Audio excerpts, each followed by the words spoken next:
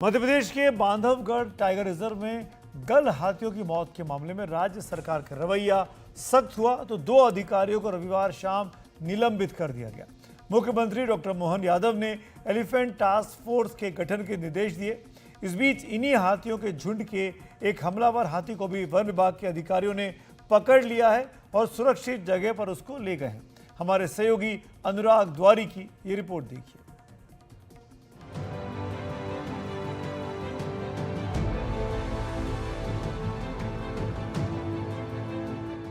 भारतीय वन सेवा के अधिकारी गौरव चौधरी और सहायक वन संरक्षक फतेह सिंह निनामा।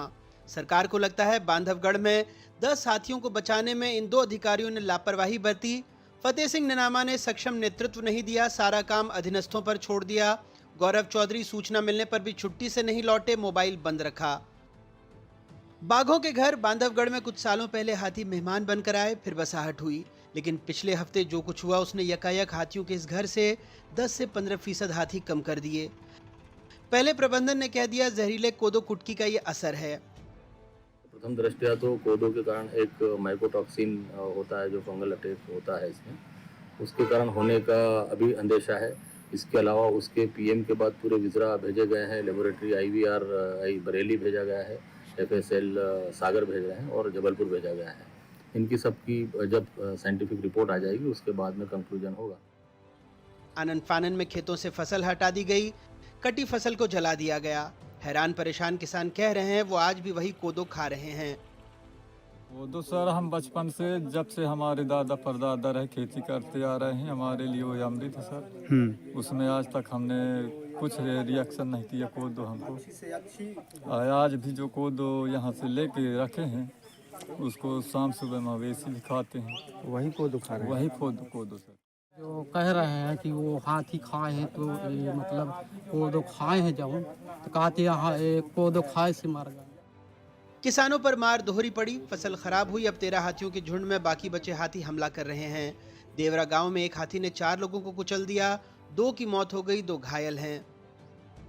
सर 6 बजे सुबह वो बाहर गए थे तो बोले कि यहाँ टंकी में चढ़े थे लड़के के, हाथी देख रहे थे, कहीं हाथी आया तो साथी बस मिली उनकी, नहीं मिल रहे थे, फिर ढूंढते ढूंढते वहीं पाया तो सब कुचल डाले।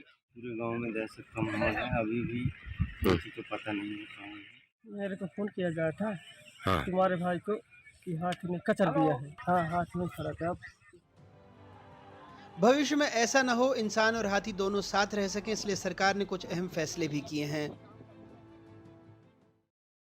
हमारे लिए हाथी टास्क फोर्स बना करके इनके हमारे बाकी वन्य प्राणियों के साथ उनको कैसे क्या क्या करना चाहिए, कैसे कैसे सावधानी रखना चाहिए, इसलिए एक दीर्घकालीन योजना बनाने का भी हमने निर्णय किया है, जिसमें अन्य राज्यों की बेस्ट प्रैक्टिसेस को शामिल किया जाएगा।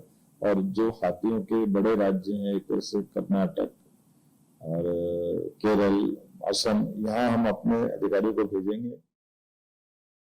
नजदीक के बफर एरिया के बाहर के हमारे जो मैदानी इलाके की जो फसलें हैं उसमें सोलर फेंसिंग या सोलर पैनल की फेंसिंग करा करके उनकी फसलें सुरक्षित करें ताकि हाथी फसल नष्ट न कर पाए। हाथी मित्र के भी एक दल बनाने का निर्णय किया ताकि बफर क्षेत्र में ग्रामीण समुदाय की भागीदारी हाथी और मानव के सहअस्तित्व को स्थायी कर सके, उनको सुनिश्चित कर सके, ताकि ये एक दूसरे के साथ जीना सीखना पड़ेगा। अब ये कर सकते हैं। अपने अभी जनहानि को लेकर भी 8 लाख रुपया प्रति व्यक्ति जो हम देते थे उसके लिए 25 लाख रुपया प्रति व्यक्ति की प्रारंभ करने का निर्णय किया। जो 2 व्यक्ति के साथ दुर्घटना घटी है उनके अभिभावकों को भी हमने ये इस व्यवस्था से जोड़ा है। जो अकेला हाथी घूमते हैं या ऐसे जो दल से अलग अलग हिस्से में जाते हैं तो उनको रेडियो टैगिंग का भी एक निर्णय हमने किया है ताकि हाथियों की गतिविधियों को नजर में रखा जा सके, ट्रैकिंग किया जा सके। वैसे ये पहला मामला नहीं है। 2022 में बांधवगढ़ में एक हाथी की संदिग्ध मौत के बाद उसके शव को जला दिया गया। शव जलाने के आरोप में वन विभाग के 3 कर्मचारी सस्पेंड भी हुए थे। झारखंड छत्तीसगढ़ के रास्ते बांधवगढ़ हाथियों के आने जाने का एक प्राकृतिक रूट था। वैसे अब हाथियों ने वहां पर अपनी बसाहट बसा ली है, लेकिन 10 हाथियों के मौत से इस बसाहट पर सवाल उठ रहे हैं। कुछ महीनों पहले एनडीटीवी ने बांधवगढ़ में बाघों की मौत पर जो रिपोर्ट दिखाई थी, उसके बाद ऐसे ही हंगामा मचा, सुर्खियां बनी, सवाल जवाब हुए, फिर सब शांति।